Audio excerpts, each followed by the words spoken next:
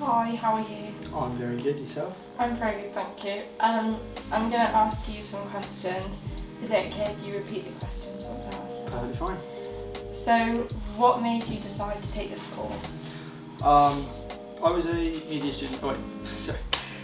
I took this course because I was a media student in the past. I took 2 years in creative media, and my teachers came up to me and said, "Hey, if you're not doing anything next year, you should try this new course. It's pretty much, what you're doing, twice the work and half the time you need to do it. Even though that's not the best pitch for it, but I quite like it here. It's fun, and I just thought learning more skills the time I'm here is just a good idea. So I just thought, why not? It sounds really fun."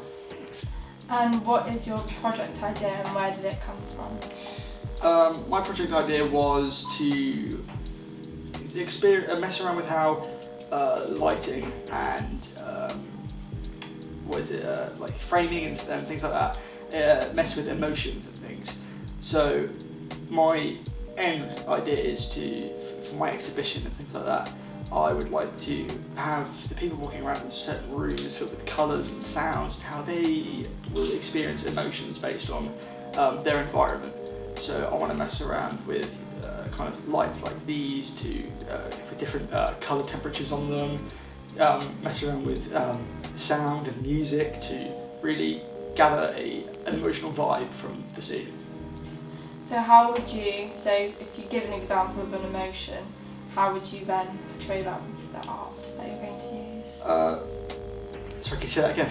So with an emotion, could you just explain how you'd use sound and lighting to portray that emotion? Okay, so that's, for example, if I want to emphasise anger, I'd have a lot of red lights, orange, like that side of kind of the colour spectrum, and I'd have a lot of very pulsating sounds, like like a very loud heartbeat, or just sounds that would stimulate, or I wouldn't necessarily make you angry, but it's the room or the emotion that is angry around you. Like you wouldn't necessarily feel angry in that room, but everything around you would seem angry, I guess. Yeah. And why did you choose to do emotions? Do you think it's something people struggle portraying? I guess a little bit. I think it would be a portrayal of how emotions are very important in media, and I just really like playing with my viewers, like making them feel a certain way, getting the mood right, things like that, and just really making sure that the scene I'm making is giving off a certain kind of vibe, I guess. Yeah. So would you ever do painting or anything like that, or would you stick with the more digital art, and why? Yeah, I mean, I think if I was going to stick with painting, I'm not much of a painter. I mean, I did art GCSE, didn't really go anywhere. So I think I'm a lot more of a digital person because of how easy to learn it is, easy to use it is, and because of all of the new and modern tools available to edit, contrast, things like that. It's just a lot more accessible, I guess. So do you think that your art would be more for the audience and more interactive than for yourself? 100% for the audience. I want the audience to feel things, yeah. So why do you want your art to be for the audience rather than focusing on yourself? Do you just strive on seeing other people's reactions? Yeah, no, I really like to, when I'm making kind of productions, I really want the emphasis on, how would this make the audience feel? Or if I was watching this, how could I tailor this to make sure I'm getting a certain emotion out of this, certain sad scene or happy scene. So it's just, it's really revolving around what I think the viewer would think. So yeah.